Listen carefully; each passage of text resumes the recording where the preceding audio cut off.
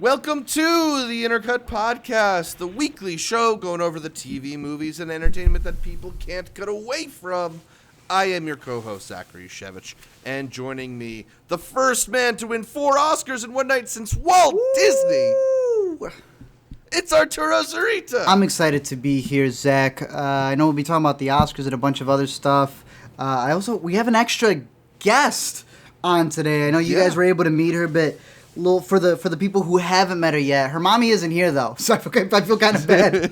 This is gonna be our introduction, but it is just us today, so she'll be recording. She's pretty quiet, but little Lady Sundance here. Got her right after the film festival. Yeah. What's up, lady? And she's a fan of podcasts, so hopefully she'll stay quiet. But no, I'm excited to talk about all the Oscars and a bunch of the other stuff that has been happening early 2020, because it's I don't think it's gonna be better than 2019. But I don't think 2020 is going to come to play. Like, I don't think they're playing around. They're not messing around. Yeah, a lot of exciting stuff on the horizon. But we still got some looking back to do. We want to talk about the Oscars a little bit. And we're joined not only by the cuteness of Lady Sundance herself, but the cuteness of our intern producer, Fernando. Say what up, Fernando. Thank you, Zach. Thank you. I don't know. I don't think I could be ladies at all. But I don't know. Some of our viewers want to pet you, bro. I'm excited to be here, though. Haven't been on an episode since Sundance, which was an incredible experience. Happy to have experienced it with you guys again. So let's talk movies. Yeah, we might just give Fernando a chance to share some of his Sundance favorites later on this episode. But first, we want to make sure you're subscribed to the Intercut podcast, not just the video feed on youtube.com/intercutpod, but the audio feed as well, available on most podcatchers. I happen to like Overcast and follow Intercut on social media, whether it's Facebook, Twitter, or Instagram. We are at IntercutPod. That's at IntercutPod. That's short for podcast. Art, let's start the show the way we start it every week with what we are watching. What you been watching? A lot of pilots, surprisingly, because there's so much stuff coming out all at once. I think the only show that I've been able to fully complete, and a lot of these are Netflix, is Cheer. I don't know if you guys have heard about this, but while we were at Sundance, so many filmmakers were recommending this. Come the Oscar time, and they actually had, again, Cheers on Netflix. I believe it's 6 episodes. I thought it was like a documentary miniseries. Then it turns out it's not a documentary, but a reality series, because they're on season 1, and there's going to be more episodes coming out. It pretty much covers Navarro College, which is I think, community college that's really big on cheerleading athletics and how they make it all the way down to Daytona. And it follows these group of, they're not even kids. They're 19. I think some of them are 20. And some of them have become like these icons who a bunch of people on the red carpet were recognizing at the Oscars, because I think Ellen sent one of the dudes over there.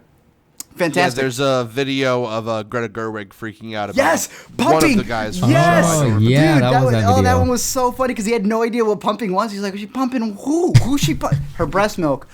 Oh, that show's fantastic. It shows you the pressures of what these people have to go through when it comes to cheerleading, a sport that many people consider to just be the sideline thing, but is sometimes even, as athletic, if not more, with everything that they go through and all the pressures that you go through of trying to make Matt to be able to be there just to participate, because there is no pro league after this. You do this, you test out your body, and then that's it. I can't even imagine if they had cameras recording them the entire time. But I've heard that the characters in particular are all really interesting. That people are having like favorites and there's villains. And, I haven't watched it yet, but I've heard a lot of really interesting things about it. It's pretty good. Other ones that I've caught on Netflix were Locke Key, which I read the graphic novel to. That comes from Joe Hill, who is Stephen King's junior over here. And he had a graphic novel about Locke Key where this family who's lost their father goes to this mansion with a bunch of keys that unlock more than doors, Zach and Fernando. I only caught a couple of episodes for that, but Alina finished the whole thing, and she really, really liked it. So those have been like the 2 big ones that I've been looking at, as well as the other one being from Amazon. Modern Love, I think is what it's called. I've heard of it, yeah. So we pretty much came to the conclusion that every streaming service has one of these. Apple's is called Little America. Amazon's is called Modern Love, if I have it correct. And then Easy is Netflix's, and it's the best one. Yeah, so this is Amazon's, like, romantic comedy anthology series, Yes. if I'm getting it right. Yeah, it's a bunch. Each episode is its own little romantic story. I know that Tina Fey is on an episode. John Slattery, I want to say, is on an episode. A lot of familiar, recognizable faces show up on Amazon show. Are you liking what you've seen of Modern Love? I think I like it more because I haven't finished Little America. I think I like it more than Little America. Sometimes you can see the structure in the episodes because they're all done from New York Times or New Yorker, one of the magazines. I think they're based off of New York Times articles. There you go. Yeah, these stories that people have submitted, and they pretty much turn them into these mini episodes all about love. And when they call it modern love, it's not just a relationship. It could be relationship with your doorman, which is the initial one, which I found to be very cute. Other ones where it comes to these relationships where they may not by the end of it be perfect, but they've gotten used to each other. I can't say that it's better than Easy, which you and I both love. I would say that the way that I were to rank them would be Easy, then HBO's High Maintenance, which I think also fits within that genre, and then this one over here. But I still think it's definitely worth it. Some of them, like I said, do come off a little bit cliche, but they're so short, and they're based off of, I think the awkwardness is what sells it. That's what this has going for it. It puts you in an awkward position, and it doesn't back out. There's one with Julie Garner where she falls in love. She sees this guy who's older, Shea Wingham, I want to say is the actor's name, and she sees him as a father, like a father figure. He don't see it that way. Right. They play it all the way, but yeah, I'm curious to see your guys' thoughts if you guys check it out. Again, you can start at any single episode. My personal favorites would be The Doorman, and I really like Tina Fey's one as well. So those are my picks. All right, so Cheer, Locke Key, Modern Love, a couple TV recommendations from Art. A lot of Fernando, streaming. what about you? Since you've returned from the mountains of Park City, Yeah, what have you been well, watching. Saw a lot of stuff over Sundance, but lately there was a lot of new releases this weekend, and we'll be talking about one of them in the future. I also caught Sonic though, and oh, cool.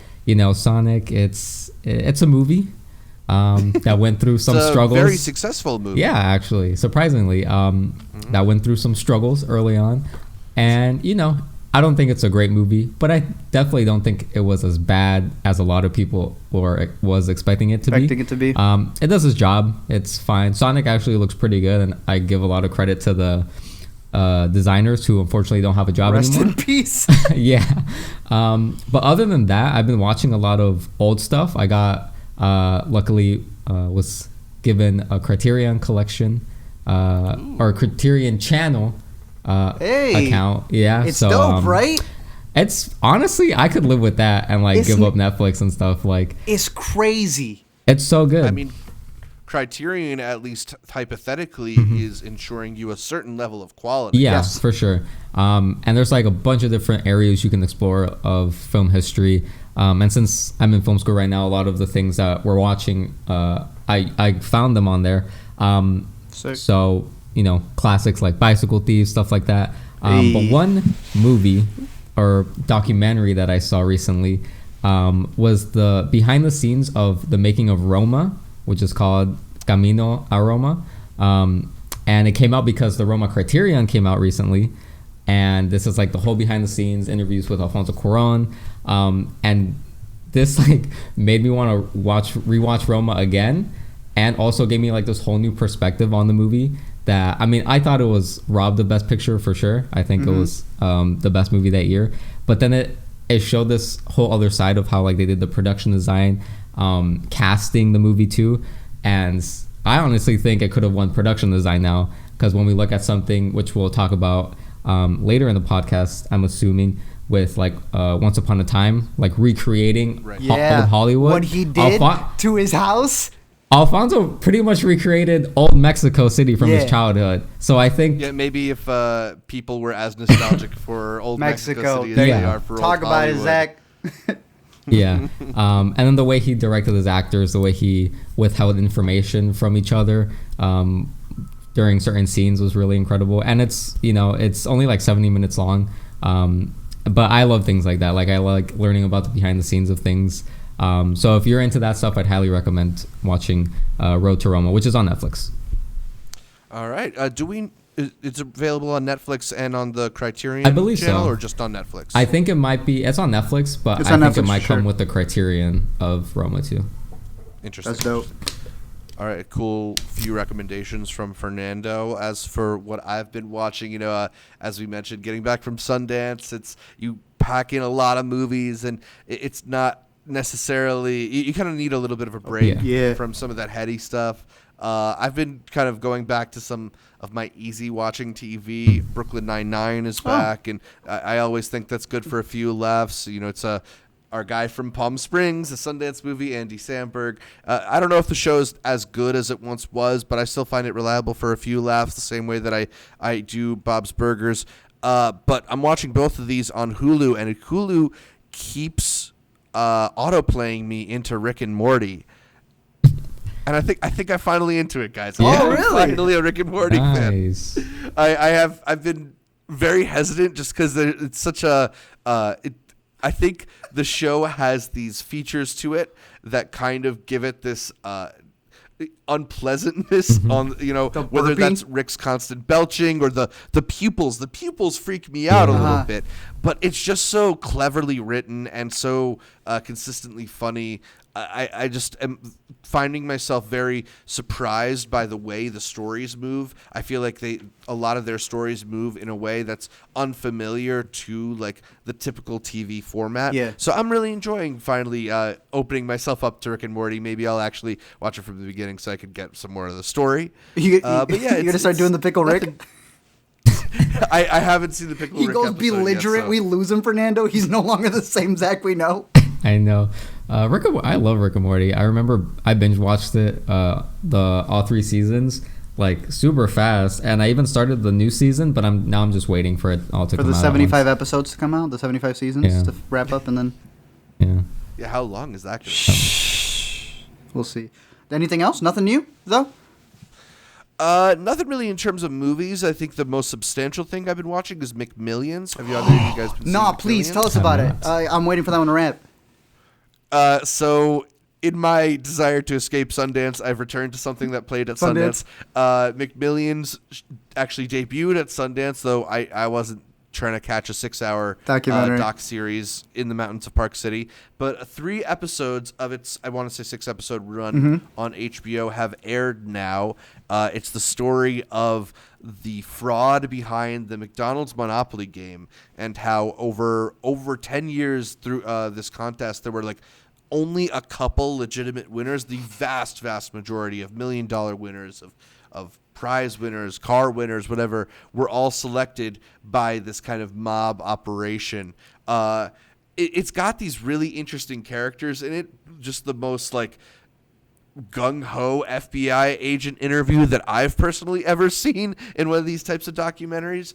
But it's got this really interesting story just in the way that they were able to carry out this conspiracy behind the scenes, and also in the way that the FBI's investigation both went right and went wrong. I think one of the things the documentary is doing very cleverly is they're showing you ways in which the FBI is making mistakes without telling you their mistakes until a little bit later on. And there's a moment in the 3rd episode where you're kind of like, I knew I shouldn't have liked you.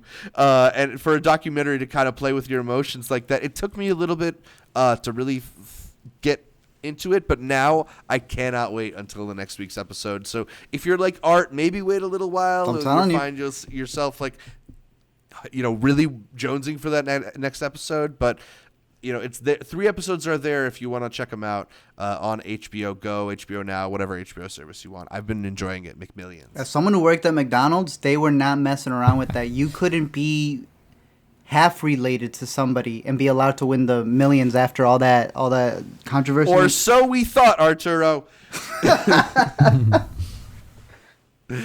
All right, so let us know what you've been watching in the comments on YouTube or by shooting us an email. The address for that is intercutpod@gmail.com. We are going to move on to the yay or nay, where we break down the latest happenings in entertainment, starting with the internet going batty over a short camera test for the upcoming Matt Reeves and Robert Pattinson movie, The Batman. Lit in Red, scored by Michael Giacchino. The footage shows Robert Pattinson brooding in a Batman costume with a gun infused into the Batman logo, which fans have pointed out is something that's been done in the comics before. So, Art, yay or nay? Did this less than 50-second clip get you giddy to go back to Gotham? You're not excited? You? No, I'm just talking about this clip. Oh, like, yeah. It's exactly what I give you something new. We have talked on the show that we are fans of Matt Reeves as a filmmaker, especially the way that he's able to imbue blockbuster properties with the kind of like headier themes. His work on the Apes franchise, easily, it is great. Some of the best blockbuster filmmaking of the last 10 years, I feel like. And we've talked on the Intercut podcast before about this cast basically being like A24's Batman. Literally. Yeah. I mean, I guess I'm excited. I don't. For me though, I'm not like Max excited about a comic book movie. The clip isn't doing that much for me. The clip didn't drop. You didn't freak out. No, I mean, for me, I don't care about his costume. That's not the kind of thing. But Zach, last year when the Joker test cameras footage came out the same way, I thought you were. I was going to bring that up. This seems like the new. It's the new thing. Strategy. Remember last year? It was right after Sundance because I remember where I was like, oh snap, we got the movies continuing over here, and they were hyping up. They're like, look at the Joker, and it just went from him as Arthur to him in the makeup, and then the laugh in the background, and everyone went crazy. It's the exact same thing going on here. Yeah, it's kind of like the new type of teaser Do trailer we know if they're or whatever. Gonna be I kind of like it, especially considering we're in the age of this like mega access to films in production. You get the casting updates, you get the reshoot updates. There's no secrets anymore. Yeah, it's exactly. It's sort of this embrace of the modern Hollywood, the digital way that we talk about movies now. Yeah. I remember last year they had said if someone was going to leak it, then we might as well leak it in high quality is what they had said. And I think that it pertains to the Joker. But no, I'm excited for it. I'm excited. Fernando, I know you were really excited. What was it about this clip that got you so hyped? I don't know. I just like the nature of it. When I saw it, I forgot that the Joker, Todd Phillips did this. But like seeing Matt Reeves himself drop it, I was like, yo, that's pretty cool. And I don't know, like I did dig the costume, and when they cast Robert Pattinson, I was really excited because I thought it was a bold choice, not like a very traditional choice of like some big action movie star, and obviously like he got kind of backlash. People were like, oh, the Twilight guy or whatever. Stupid. But it's stupid. But I kind of also am on your side though, Zach, where I'm not looking into the costume all that much. I just wanted to like look fine. But I know there's some people who are like, oh, like how accurate is it to the comics? How long are his ears gonna be? What color is his cape gonna be? And the ears. People are going crazy for the ears. I don't really care. I like that idea of the symbol being the gun turned into that, really and then it seems like he can take it off and it becomes the Batarang. That seems pretty cool if you play the Arkham games and such, and they do it a lot in some of the variations of the comics. I think it looks pretty dope. Zach, you'll be the day one. So far, yeah, I'm there day one. So far. Stranger Things spoilers ahead, although don't get too concerned because Netflix put them in the new teaser trailer for Stranger Things 4. The less than 50-second clip set in a Russian prison camp reveals the potentially dead, but who are we kidding? He wasn't going to die. Chief Hopper, alive but imprisoned. Art, we already talked a little about how we would feel when the show inevitably reversed his character's death on our Let Us Explain Stranger Things 3 with Taylor J. Williams. Shout out. Yeah, shout out Taylor. But now that it's confirmed, yay or nay, you're excited for Stranger Things 4? I just want to apologize for wasting Taylor's time and coming on the show and talking about something that didn't even matter. It's nay for me, but everybody already knows my thoughts. I'm not really that big on the show. Something like this doesn't help someone who's already on the fence on the show like it when they're lying to you. Fernando, go ahead. So I didn't watch season 3. So it kind of got spoiled for me. Zach. I knew someone like died because my sister loves the show, and I remember like her reaction to it. Like she was like, I was like, oh, did you like season 3? Very emotional. Oh, spoiler alert! Nobody died, Fernando. I don't know if you just right. So seeing that and seeing like the caption, like, oh, he's like he lives or whatever. I was like, oh, he died. Okay. I guess they. Yeah, Tony Stark died I don't too. feel so bad putting it, mentioning it because it's in the headlines. They and said it's trending on Twitter. It's from Netflix themselves when they send the emails for press. They said Hopper's back.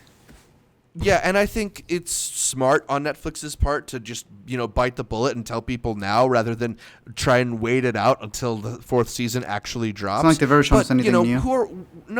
Nobody thought this was actually going to happen. It felt false from the moment that it was being delivered.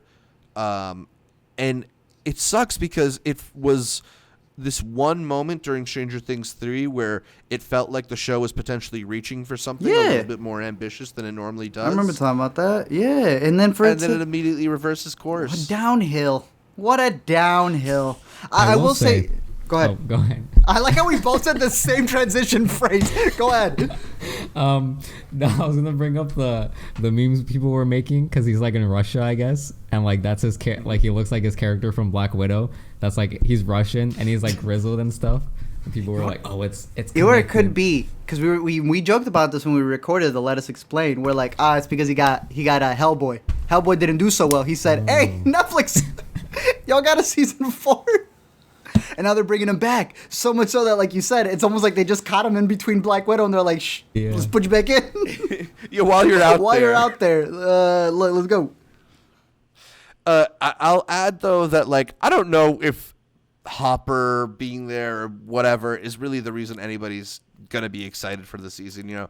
Either they do fun homages and get the vibe So is the whole thing going to be in Russia? I don't think I doubt that, but it seems like they've been talking about how it's going to leave Hawkins. I would love for them to leave that, because if they leave that, I feel they leave their comfort zone, which is, hey, look, 80s. Hey, look, 80s, because now you're away from that. But who knows? We may end up in Russia and we'll see Rocky fighting what's right over there. Oh. Abby Jacobson has lined up her first big post-Broad City TV project, teaming up with Mozart in the Jungle's Will Graham to write and produce a TV version of 1992's A League of Their Own. Art, yay or nay, this is a home run premise for Jacobson to base her next series on. And you said it's on what? Amazon. I'm going to say yes with one stipulation, mainly because I like Abby, Amazon, like I just said, I had recommended something that I was watching from them. There is a documentary at South by Southwest this year that actually talks about the two of the women from a league of their own, and it says that one of the biggest things that they shipped away was their relationship. I'm very curious to see if they do that. I would guess basing on like who's working behind it. That'd be interesting. Yeah. To see if like this is not necessarily a course correction, but it was like, hey, y'all had a really good movie back in the day, but you conveniently ignored a big plot line from that. Well, one of the things that's been interesting is they did reveal the cast, and it's a pretty diverse crew of somewhat recognizable faces. Probably the most recognizable among them would be Darcy Carden from The Good Place. But there are people, I think it's going to be a more eclectic show. I feel like, to me, for no reasons other than the cast and the creators, I'm hoping this will give me Glow vibes as Glow makes its exit this year. I need a new like workplace hangout kind of thing. Sports type, maybe it's this unconventional lady sport workplace thing. I don't know. But I'm really excited for it. It seems like a project that would suit Abby Jacobson well. So, and Amazon needs a show like this. They don't have a kind of like buzzy comedy, so maybe this will be their buzzy comedy. That'd be dope. Yeah, I agree with you. Seems I'm like for a it. fun premise. Big thumbs up. Is Mozart in the Jungle Amazon too? Yep.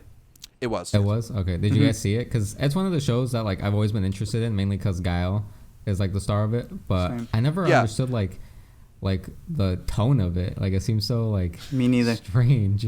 Yeah, I think I've watched a few episodes of it and it never quite landed for me, although I maybe enjoyed it a bit. But Golden Globes liked it enough to give it best comedy one year. Yeah, I had a buddy who was a composer. He liked it a lot, so maybe you just need to be in that world. I'll go back after this new one. If this new one's good, I'll be like, let me go check out Mozart. Let me go see what he had in store. Yeah. Searching producer Timur Bekmambetov, I'm always bad with that name, has talked about his desire to make computer screen-based movies, but apparently his next film is going to be entirely vertical. V2 Escape from Hell is a World War II film about a captured Soviet pilot leading an escape from a German concentration camp. Art, yay or nay, you are excited to see V2 Escape from Hell and other vertical movies. Yes, but the guy who you're mentioning, I know exactly what you're talking about because he did Searching, and then he also did the Unfriended ones, which were also in the... That's all he cares. Like, he's nothing. He has nothing to do creatively other than, is it on a computer screen? Okay, I'll finance it. He's talked about how he only wants to make computer screen based. That's it. And you know what? Someone's got to do it, right? Someone needs to needs to lock down the market. I am for it, but like I just said, it can be anywhere. It can be anywhere in quality. But I'm excited for it. Yeah, that sounds kind of interesting. When I added this to the outline, I was like, dope, cool. We've already seen some movies do sections like this, you know, whether it's, I think, comedy. I'm not sure if Booksmart did exactly this, but I wouldn't be surprised if Booksmart had a section. But I know Zola definitely had a section like this where it kind of embraces the iPhone nature of modern day reality and just shows you that sliver of the screen.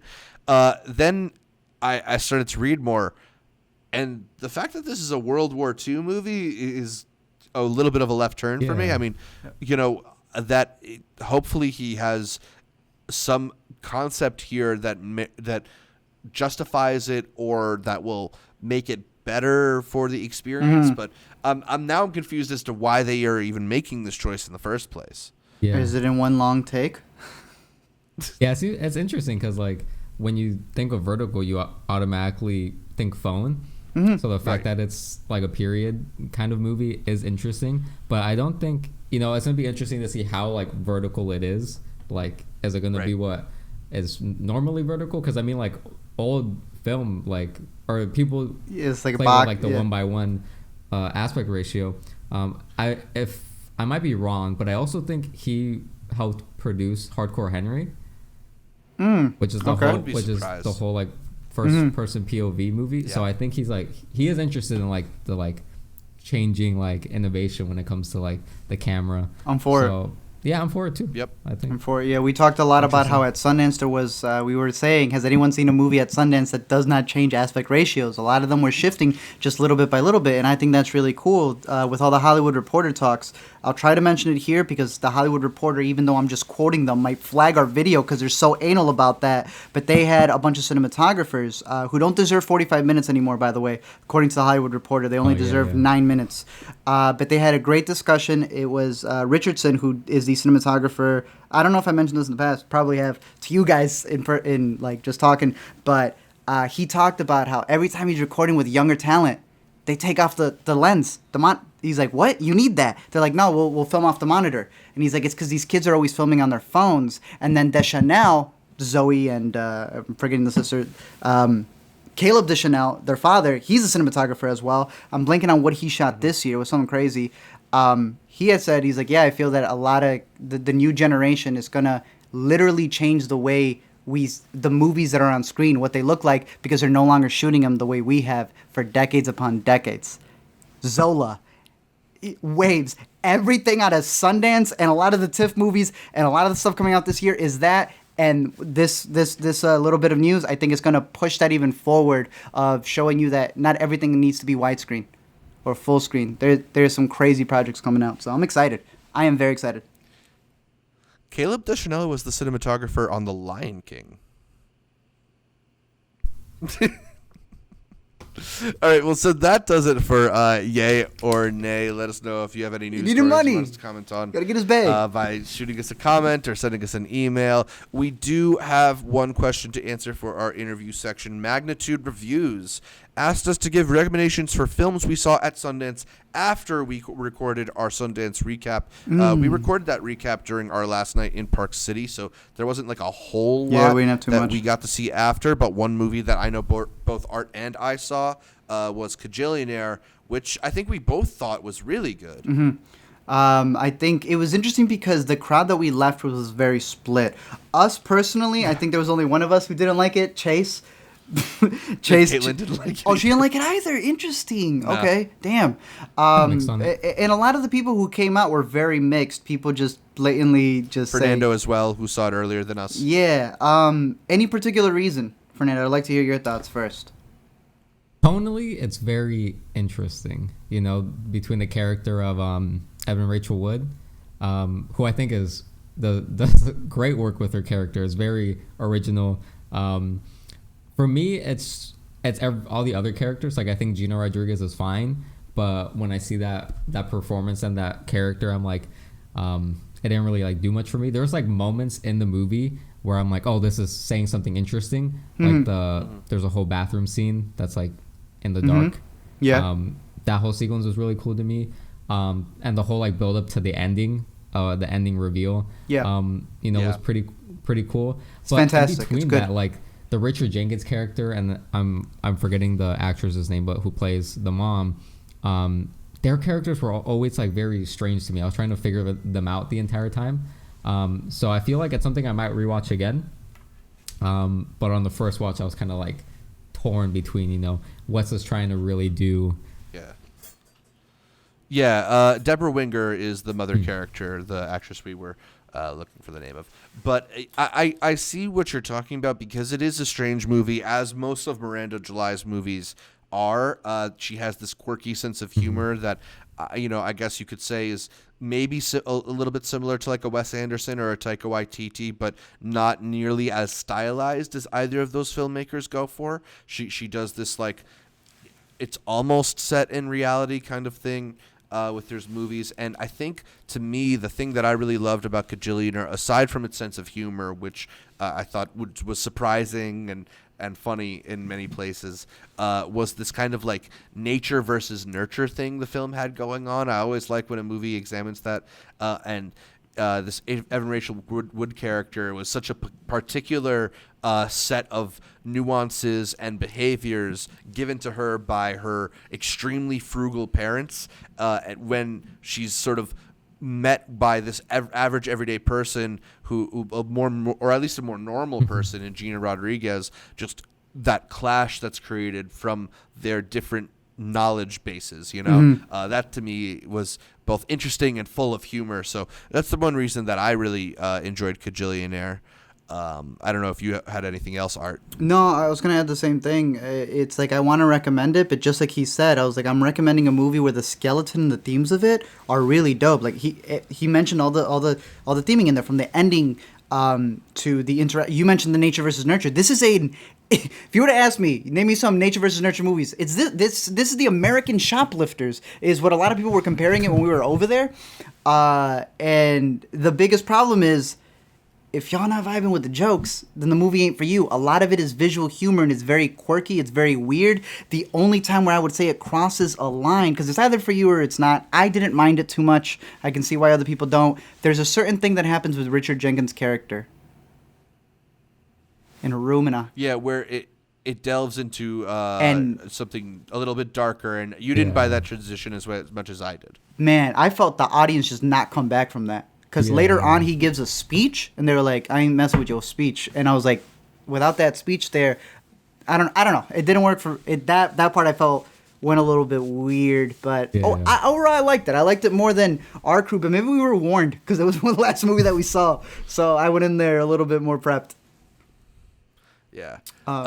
So wait, did you not catch something else? I want to say Caitlin caught something. No, I was writing. Caitlin caught the evening hour, and did you see Yalda? And then ended up winning. Yes, the last two that we were able to catch was a screener for Summer White and Yalda: A Night of Forgiveness. Now, Summer White, I really enjoyed. I don't know if you guys were able to catch it from the screener links that we were sent. Haven't seen the screener yet. I pretty good, it's about this son who lives with his mom, and I love those movies where it's like, that's weird. He like sleeps with his mom. No, it's not.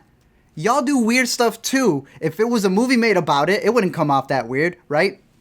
I thought it was a fantastic movie that really sets up how this kid and this mom have this relationship. Is it normal, or is it almost parasitic of each other, especially when a new man comes into play. The other one that we saw was Yalda, A Night of Forgiveness, which is semi-based on a true story, in where over in the Middle East, when someone is accused of a murder, they put them on like this reality game show in Iran, I believe. Yeah, and they have to, the person whose loved one passed has to decide by the end of the show whether they're going to grant them forgiveness or not. And throughout the show, it's like an American Idol like text. Would you forgive her or would you not? And it's like, what the? And it's real.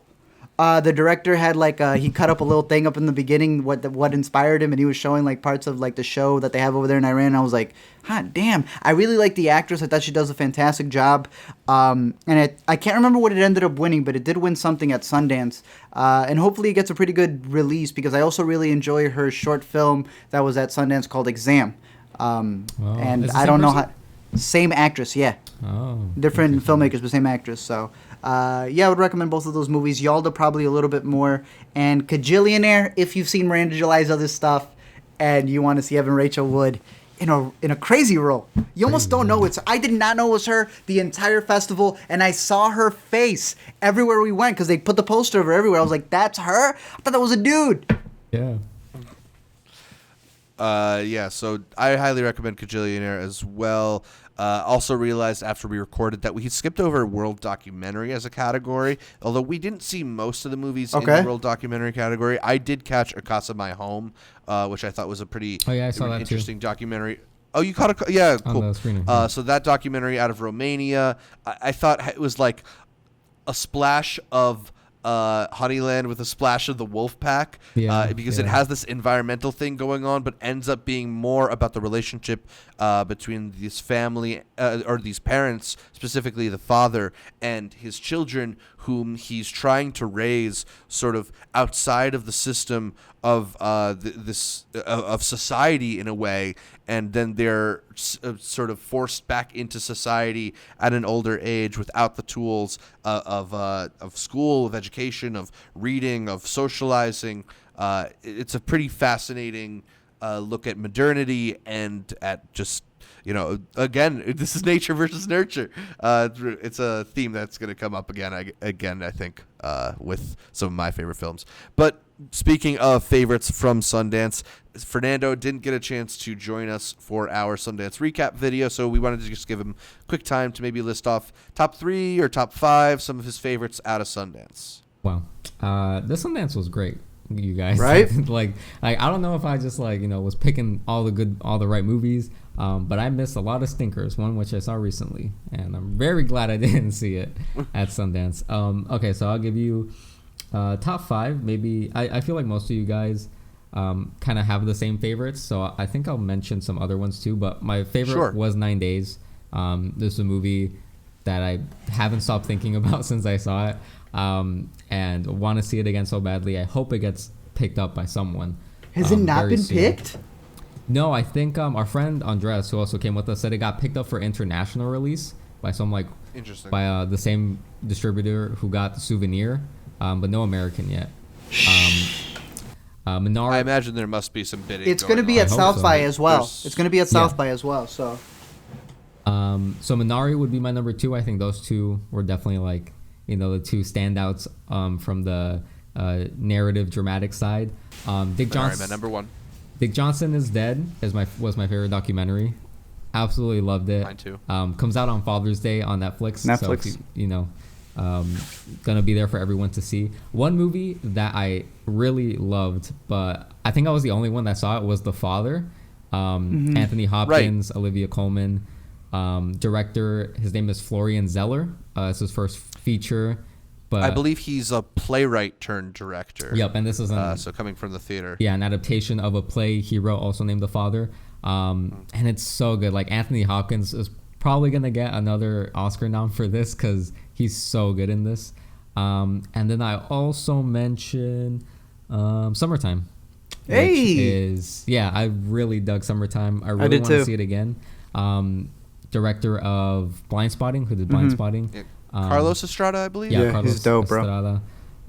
Super original, super unique look at Los Angeles and the different, the side of Los Angeles not normally seen.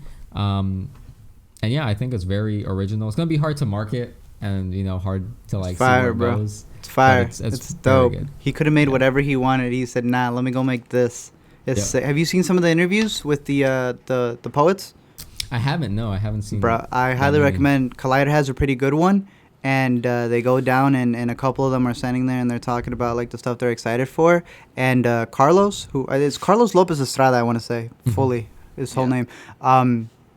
He's so like he's proud of the team. Like, so they'll be like, so what are you going to do next? It's like, oh, I want to go to school. He's like, no, you got accepted into school. So it's like, it's this really cool dynamic. All the Sundance stuff, which we highly recommend, you can go to their page and they have like intros with a lot of the people. And technically you can even find some trailers in there because there's no trailers out that in there like, hi, I'm presenting this film. They will show you some footage. Yeah. His is really dope because usually it's the hi, meet the director. It's just the director. He says, "Hi, I'm Carlos Estrada. This is my team," and he passes the camera to everybody else. He's the boy. He's a G. We all love Blind Spotting. Were you able to catch the movie, Zach, this year? No, I missed summertime, so I'm going to be on the lookout for that one. Zach, damn it! What the hell? There is the ending bit, the doorstep scene. The doorstep. Easily one of my favorites of the year of Sundance. Yeah. So good. Quickly, Fernando, do you want to reel off some honorable mentions and then we'll get into our topic of the week? Yeah, honorable mentions. I Carry You With Me. Very good. Comes out probably coming around the summertime, maybe like August around there. Let's see. Black Bear, also very unique. Fantastic. Yeah. Very interesting, great performances. I don't know if that one's picked up. Did that one get picked up? I don't think so. I'm very curious. Let's see. I'll shout out Beast because I don't know if you guys got a chance to see it. Might catch it at South by. Yeah, from the team that's behind Thunder Road and Greener Grass. Like the production y'all company. Tell me. Oh, okay. I was about to say. I was like, y'all didn't tell me that. But like Jim Cummings also helped out in this one. Okay. As he helped out in the other ones.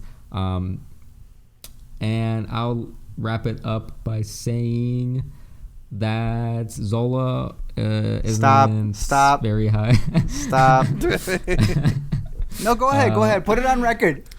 I'll put it on record that I wasn't as impressed by Zola as everyone else. I think it's kind of underwhelming. There you go. All right, so leave Fernando some hate in the comments down below, and yet, also let us know if you got any questions for us for future interview segments here on the Intercut.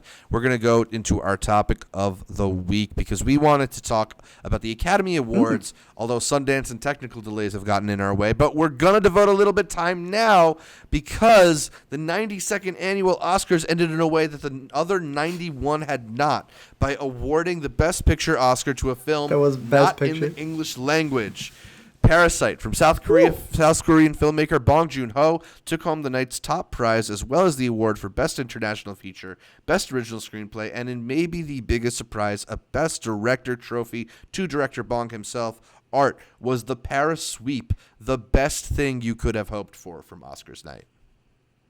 Yeah, that's fantastic. We're weeks from it still. It was incredible. I remember sitting there and we all filled out our ballots and we always send them to each other on Messenger and stuff. And there's nothing better on a ballot than being wrong and it feeling so great. When he won for script, I was like, whoa. Can't believe it. He goes up there, does his thing. When he comes back for Best Director and gives that speech about how I was not expecting to be up here at all, and then let's talk about the Best Director one. When he dedicated his speech to give a standing ovation to Martin Scorsese, and everyone stands up for him. When he goes, Quentin, when nobody else was showing my movies, you were. Hey, Todd. And then he just thanks everybody that's dope. It's fantastic. This is the man who, and then winning Best Picture.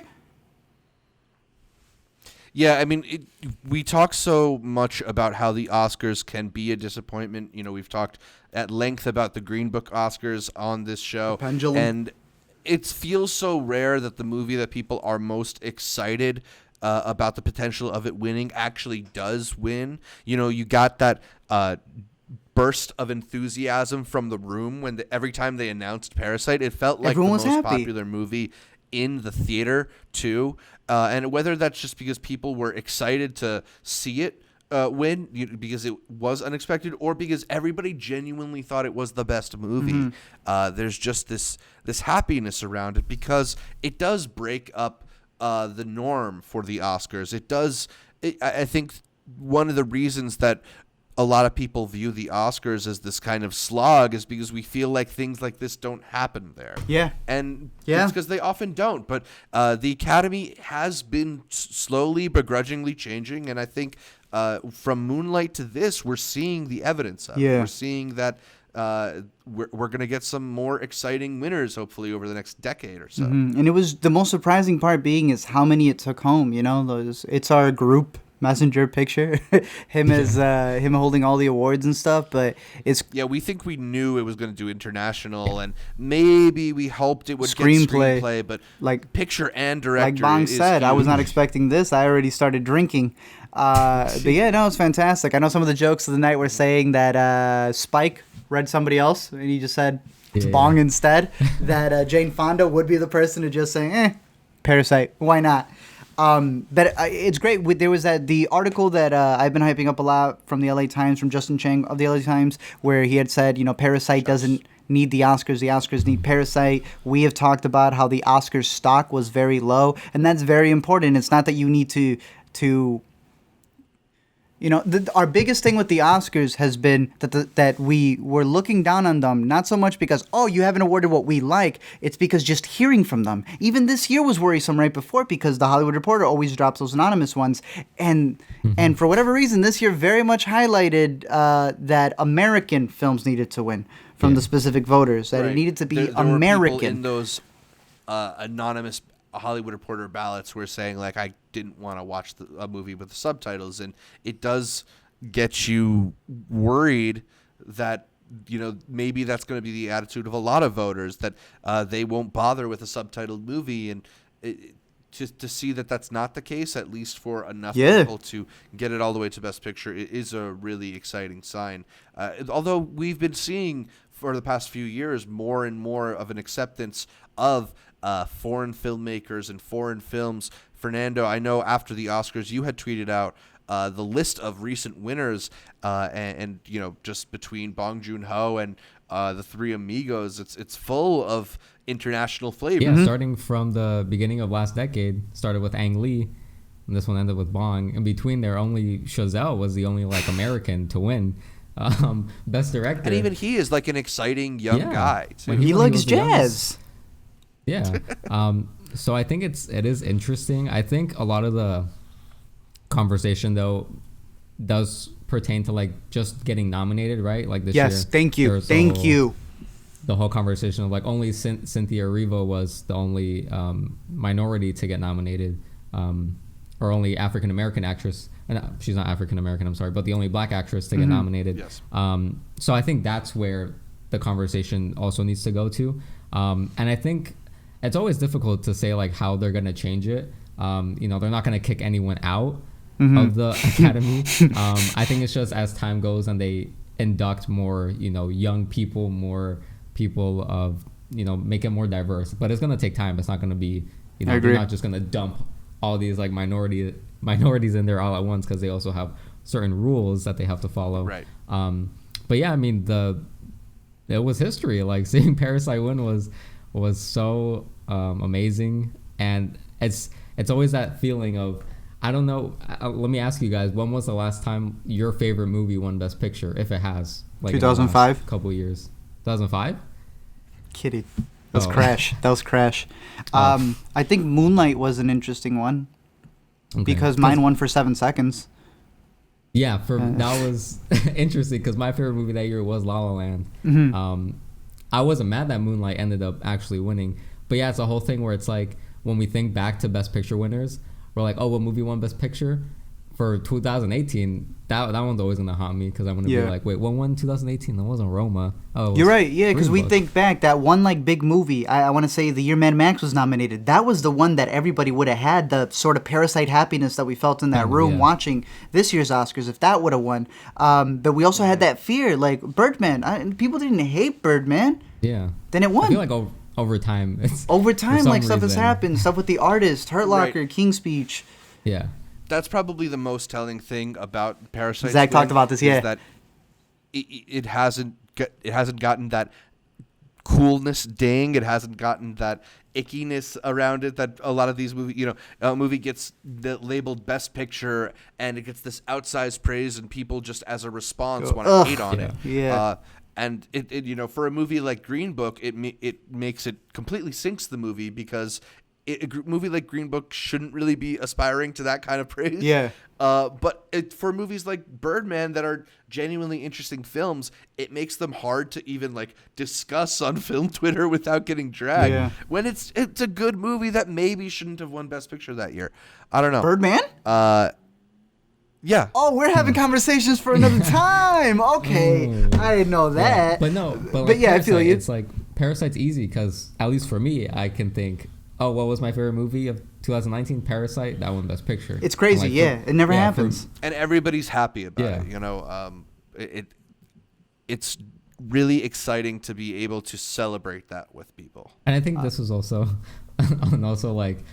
kind of like a wake-up call for South Korea, because I don't know what they were doing before, but South Korea has had so many incredible movies over the past couple years that this is their first best international film win is kind of mind-blowing. Yeah, I don't know if they needed the wake-up call or we did. Yeah, because it definitely seems like it's going to open the floodgates for South Korea. Because that's the other thing, you were mentioning with the nominations, because there's a crap ton of Korean films. You just look past. It was funny because there are websites that torrent movies, and the next day after it won, there was a bunch of Korean movies just all over everywhere. Netflix was pushing all that stuff. Oh, y'all want to see To All the Boys sequel? They're Korean. It got released 2 days before the Friday as well. I think the best part about this is that it showcases why we care so much about the Oscars, that when a movie that may not have had that much attention onto it, Parasite doesn't win, people forget it's even nominated. And again, by people, I mean the general audiences, not us, who talk about movies for 2 hours every week. They're not going to know what Parasite is. They're just going to be like, oh, that was nominated. They don't know what was nominated. There was 5 movies nominated in 2005. Guarantee you they don't know half of them. They don't know half of them. They only know the one that probably won.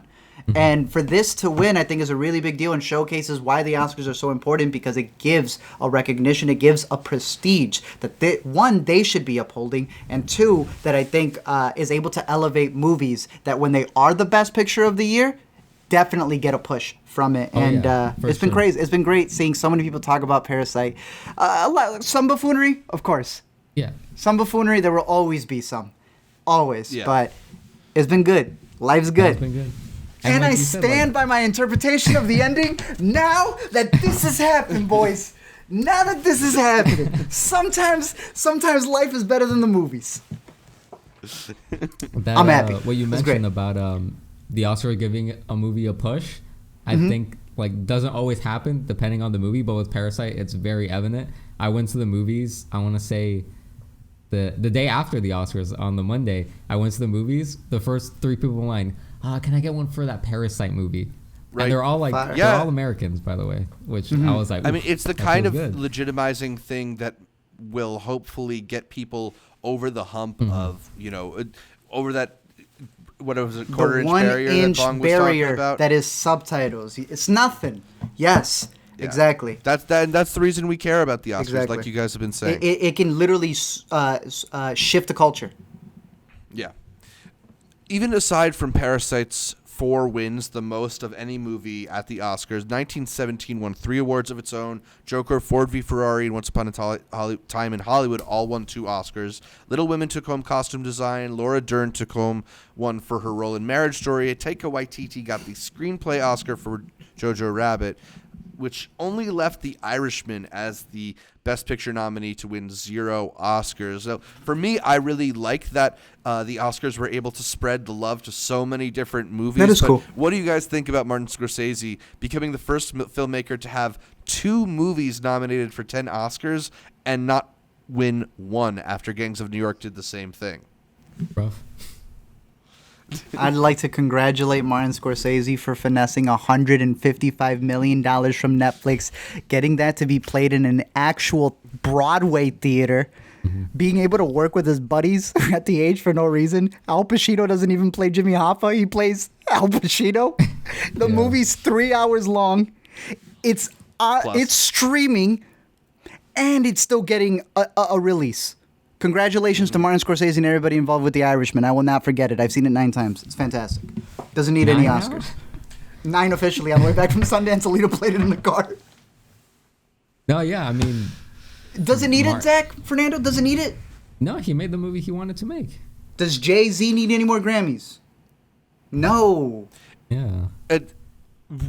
Scorsese has gotten so much love and adoration. I think for him, even better than winning an Oscar was that moment standing in Bong ovation Joon-ho's speech where the entire theater got up and gave him a standing ovation because there is that much love for him. And, you know, while I love The Irishman, I don't know if I'd put it in my top 5 for Scorsese, so I don't know if he needs a trophy for this one particularly.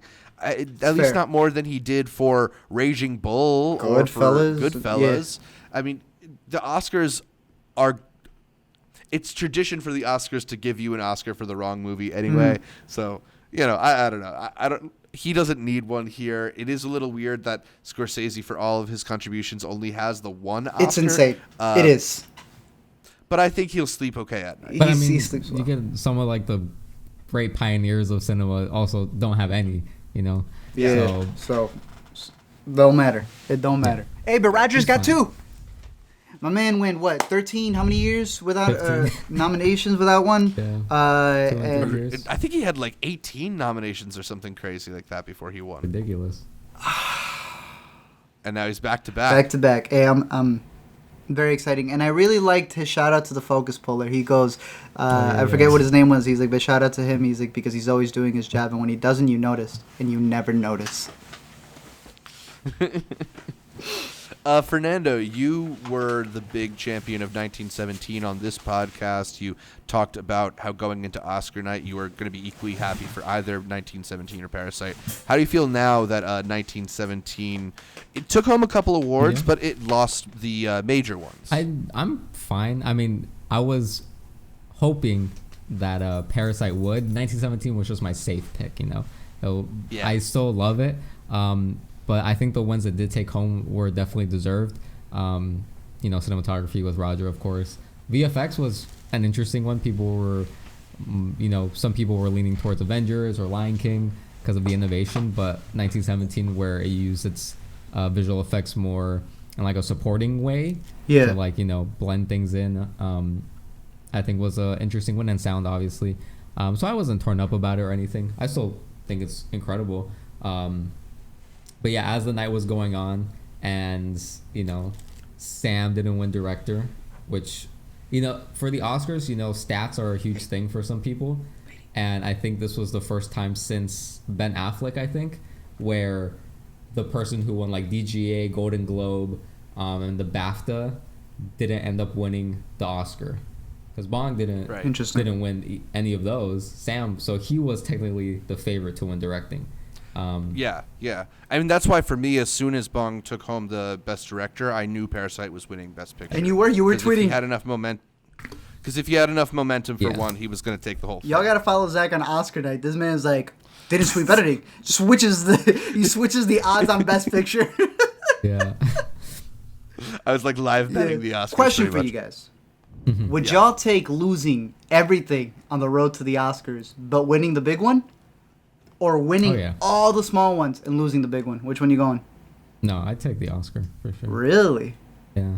No, I'm taking a free drink. Technically for Bong, he didn't even like lose like all the big ones. I mean, he won Cannes too, which is the first Oscar Best Picture in like 60 years or something.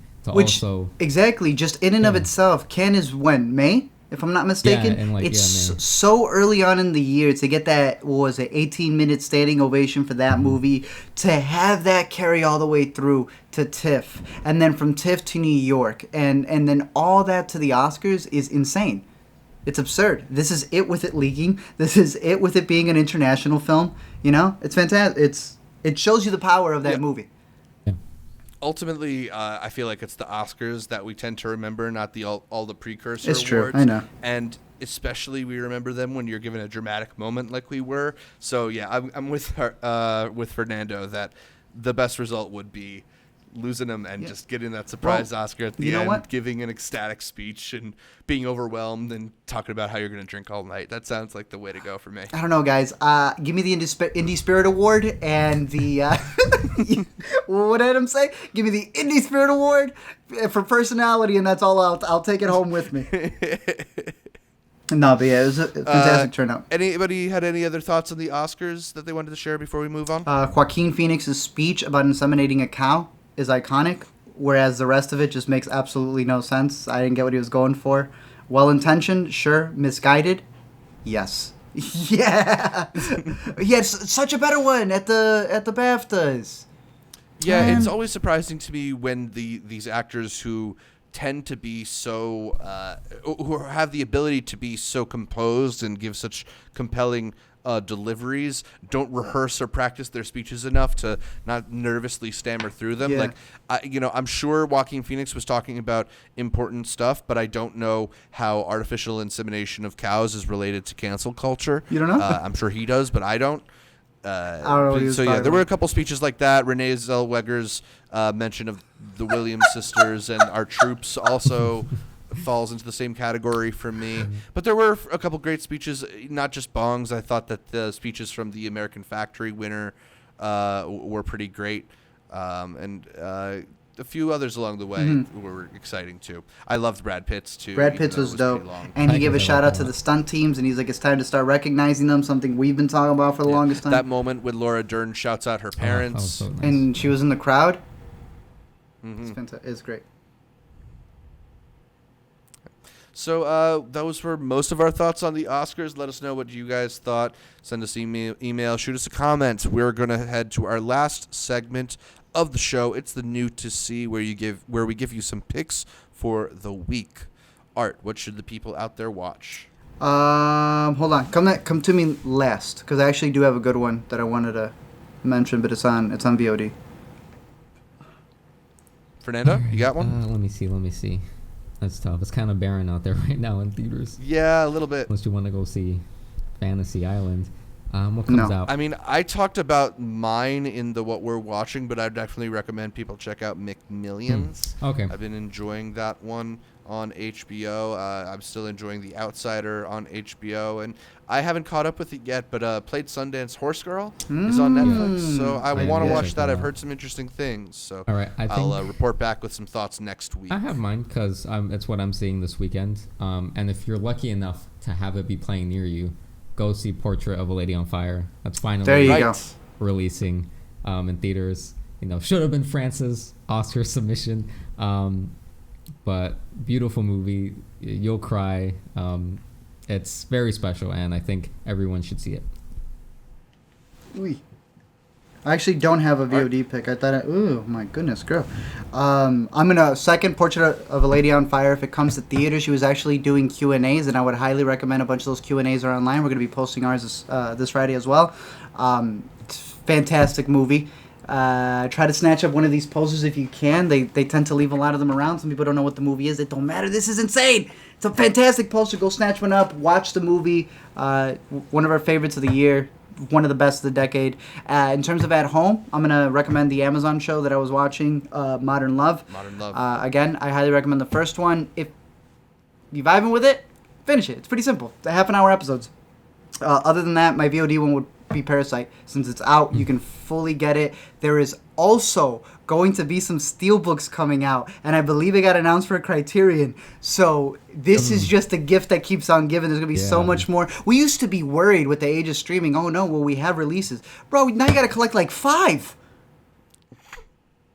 I'm excited. Watch Parasite. Watch a bunch of the behind the scenes that are going to be coming out as well, including, and this has been spreading all throughout Twitter, there is a Bong Joon-ho storyboard, because what he does is he doesn't just write scripts. He likes making an entire storyboard, and when we went to go see it at the ArcLight, he had a secrets Q&A where he said that they're so detailed, his storyboards, that he could just turn them into comics. So for this one, they said, why don't you? He said, in the fall.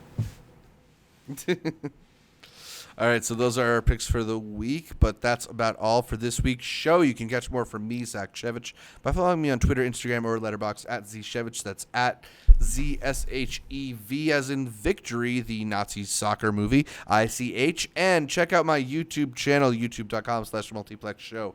Art, where can people find more from you? You can find me on the A to Z Show on Facebook, Twitter, Instagram, and YouTube, as well as Let Me Explain on all that stuff, including Letterboxd. Or you can find me every week here on the Intercut podcast. Fernando, where can people find more from you? You can follow me on Twitter at border_logic. Border Logic.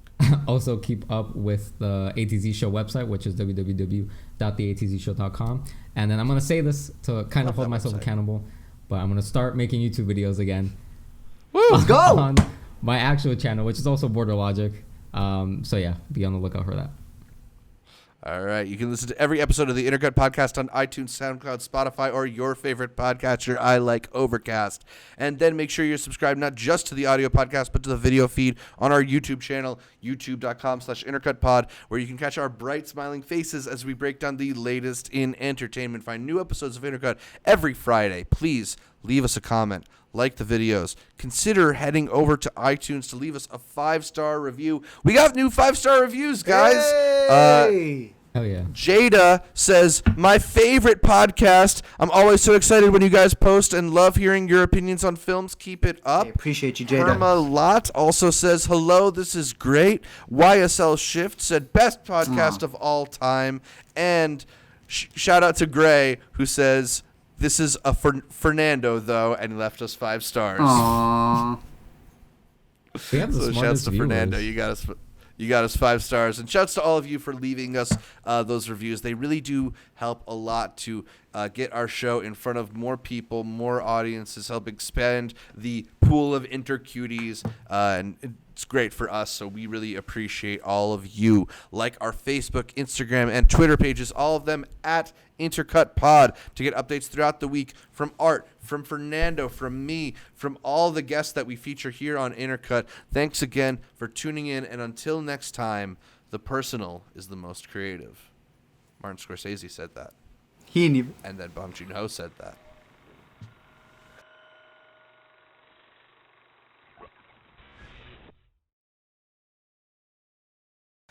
That's what it should be. That's what I should have had up here. Like the Wayne Gretzky, Michael Scott yes, thing. Yes! Bong Joon-ho, Martin Scorsese.